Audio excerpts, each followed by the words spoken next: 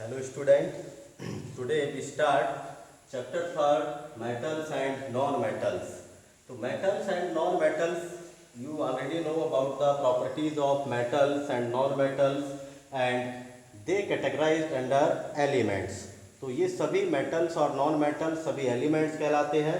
तो हम सबसे पहले तो एलिमेंट के बारे में ही देखेंगे कि एलिमेंट्स क्या होते हैं, उनकी क्या प्रॉपर्टीज़ होती हैं। तो साथ में फिर इसके बाद पढ़ेंगे मेटल्स एंड नॉन मेटल्स, उनकी क्या प्रॉपर्टीज़ होती हैं, हम उनको कैसे डिस्टिंग्विश कर पाते हैं कि कोई एलिमेंट कौन सा मेटल है या कौन सा नॉन मेटल है।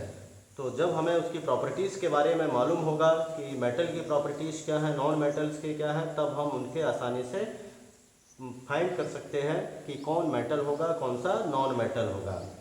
क्योंकि ये जो प्रॉपर्टीज़ ऑफ एलिमेंट्स हैं, these are related to the uses of the elements, ये उनके यूजेस से भी जुड़ा रहता है।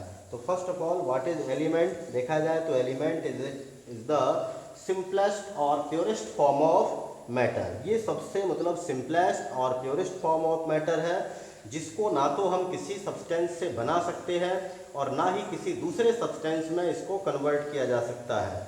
ना तो इसको और सिंपलर सब्सटेंस में, जैसे आप यदि आयरन लिया तो आयरन को यदि आप कितना भी उसको कट करें, बार बार कट करते रहें, फाइनली फिर भी आपको आयरन ही मिलेगा।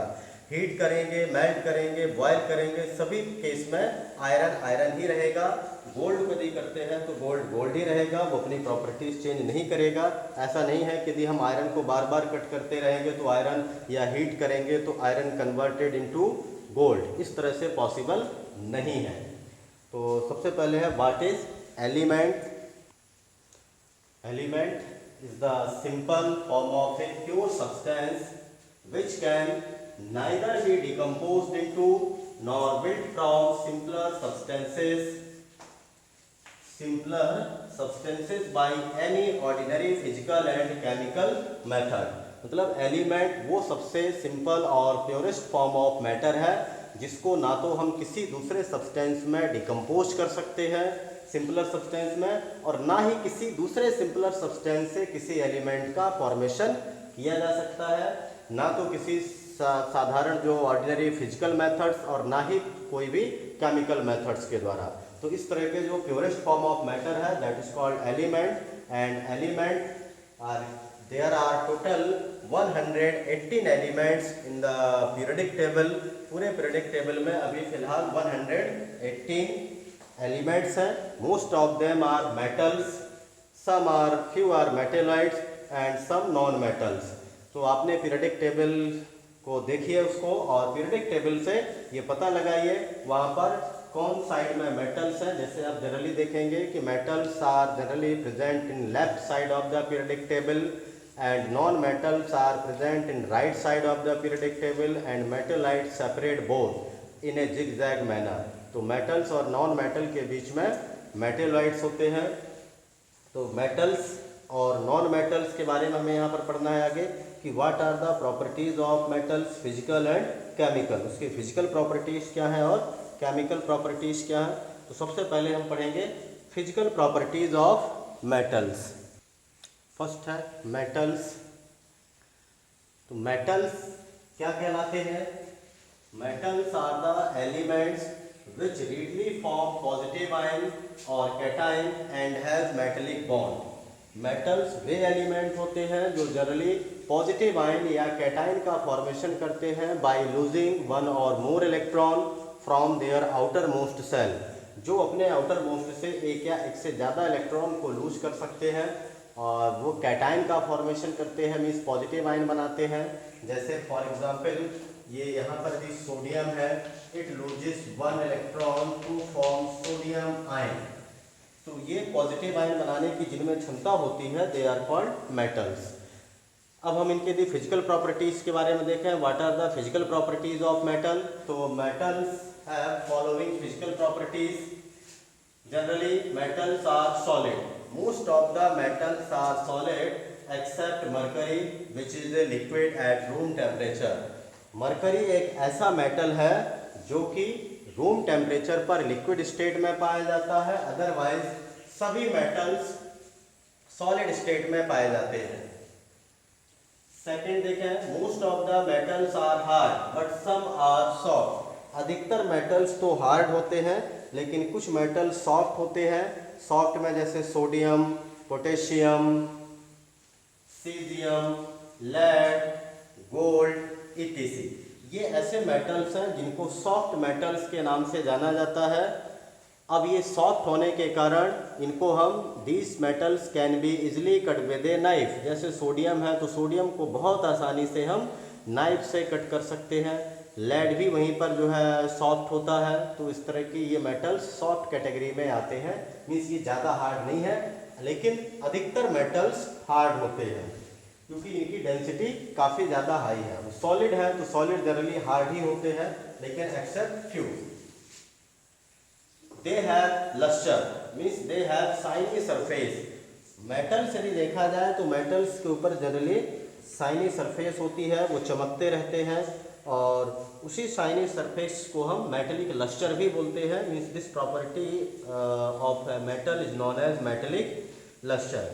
अब चाहे तो आप यहाँ पर जो है आयरन को लें, कॉपर को लें, एल्युमिनियम को लें, मैग्नीशियम को लें, किसी को भी देखें, इसको यदि कट करके देखें तो उसके अंदर भी आपको जो है उसका मेटेलिक लस्टर दिखाई देगा। गोल्ड है, गोल्ड का जैसे मेटेलिक लस्टर अलग पाया जाता है। यदि हम देखें कि most of the metals have metallic lustre and they have silvery grey colour और गोल्डन येलो कलर। मेटल्स में या तो अधिकतर मेटल्स सिल्वरी ग्रे कलर के हैं और वहीं कुछ मेटल गोल्डन येलो कलर के भी पाए जाते हैं। तो इस तरह का उनमें एक शाइनिंग नेचर भी पाया जाता है। अब यदि हम देखें तो कभी कभी क्वेश्चन यहाँ पर आता भी है कि सोडियम को हम इजली नाइफ से क्यों कट कर देते हैं। तो उसका कारण है कि due to because sodium is a soft metal. Sodium एक तरह से सॉफ्ट मेटल है, इसको हम आसानी से कट कर सकते हैं। नेक्स्ट है मेटल्स आर मैलिएबल। मैलिएबिलिटी मतलब the property of metals by which they can be readily drawn और easily drawn into thin sheets, जिसको हम थिन शीट के रूप में ड्रॉ कर सकते हैं आसानी से।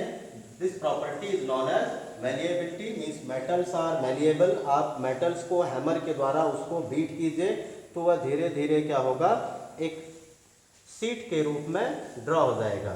तो शीट के रूप में यदि हम उसको ड्रॉ कर सकते हैं, इस प्रॉपर्टी को मैलिएबिलिटी बोलते हैं। तो चाहे आयरन हो, आयरन के आपने शीट देखे होंगे, गोल्डन है, सिल्वर है, लेड है, कॉपर है, ये सभी जो है इसमें मैलिएबिलिटी पाई जाती है। अब यदि देखें तो मोस्ट यदि malleable metals are gold and silver. Gold and silver ऐसे मेटल्स हैं जिनकी मैलिएबिलिटी बहुत सबसे ज़्यादा पाई जाती है। Symbol of gold is AU and symbol of silver is AG। तो these are the most malleable metal. ये सॉफ्ट होने के कारण भी काफ़ी ज़्यादा मैलिएबल होते हैं। अब यदि हम नेक्स्ट प्रॉपर्टी देखें तो metals are ductile means they have the property of ductility. Ductility means the property of metal by which they can be drawn into thin wire, जिसको हम थिन वायर के रूप में ड्रॉ कर सकते हैं। The property of metal is known as ductility. तो अधिकतर मेटल्स को हम वायर के रूप में भी खींच सकते हैं और उनका यूज भी करते हैं वायर के रूप में। तो मोस्ट डक्टाइल मेटल यदि देखा जाए, मोस्ट डक्टाइल मेटल है गोल्ड। इसके 1 ग्राम गोल्ड को हम 2.10 किलोमीटर तक का वायर लंबा बना सकते हैं। जो थिनेस्ट वायर होता है वो गोल्ड का होगा और इसके 1 ग्राम गोल्ड से हम इस यहाँ से 2 किलोमीटर 2.10 किलोमीटर तक लंबा वायर बनाया जा सकता है। तो सिल्वर की भी डक्टिलिटी काफ़ी ज़्यादा होती है। एल्युमिनियम है, कॉपर है। जैसे हम घरों में जनरली क्या करते हैं, एल्युमिनियम और कॉपर के ही वायर यूज़ करते हैं।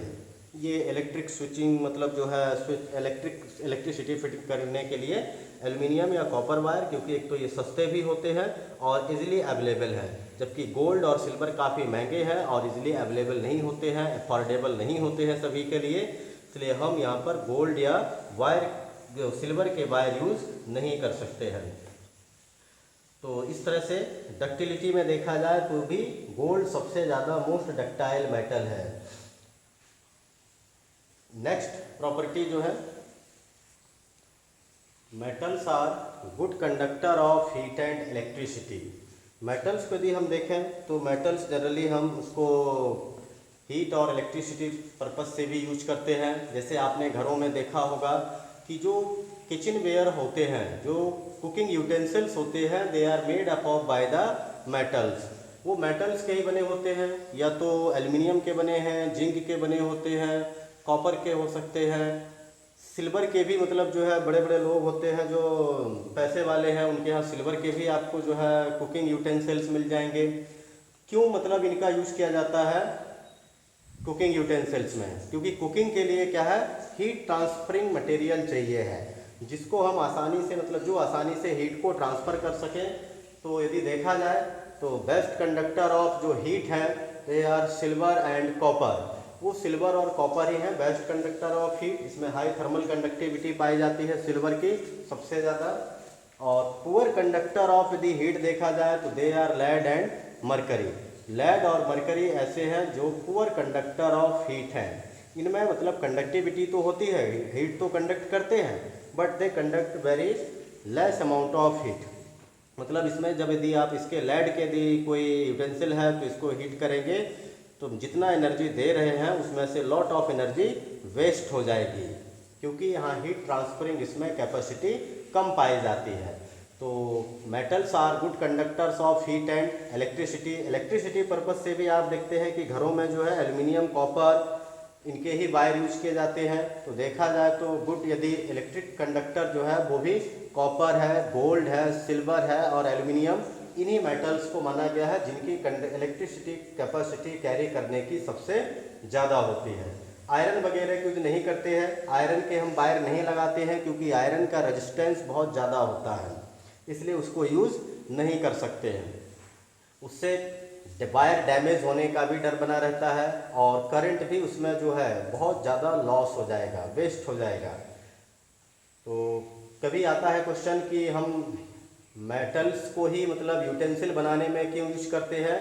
Because they have high thermal conductivity और they are the good conductors of heat, इसलिए हम इनका यूज़ यूटेंसिल बनाने में करते हैं। And they have high melting point also, उनका मेल्टिंग पॉइंट हाई होता है, इसलिए उनको हाई टेम्परेचर पर भी हीट करने पर वो मेल्ट नहीं होते हैं।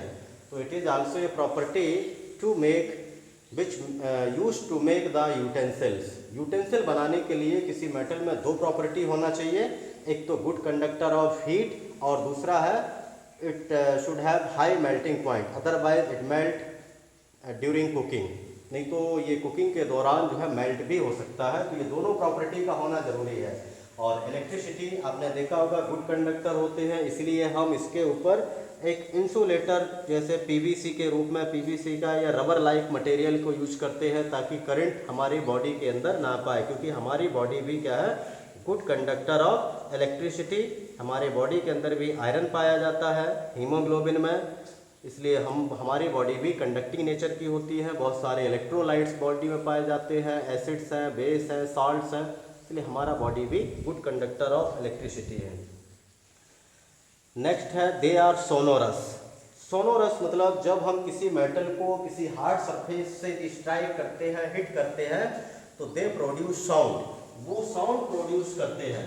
और sound producing material generally metals है। आप चाहे आयरन को देखिए, जैसे स्कूल बेल जो होता है वो जनरली मेटल का बना होता है, या कोई घंटी लगी होती है किसी के घर में वो भी मेटल की ही बनी होती है, या आप किसी जो चाहे कॉपर का हो, एल्युमिनियम का हो, स्टील का हो, किसी का भी कॉइन होता है उसको उछाल के देखेंगे, नीचे गिरेगा, उसके खनकने की आवाज़ आएगी, मतलब वो प्रॉपर्टी सोनोरोसिटी कहलाती है या सोनोरस कहलाते हैं वो मेटल्स।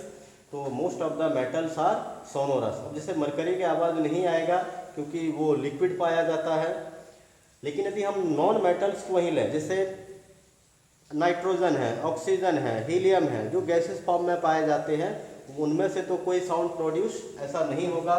तो जब हम किसी मेटल को हार्ड सरफेस से हिट करते हैं या स्ट्राइक करते हैं, दो produce sound and this property is known as sonorosity, means metals are said to be sonorous.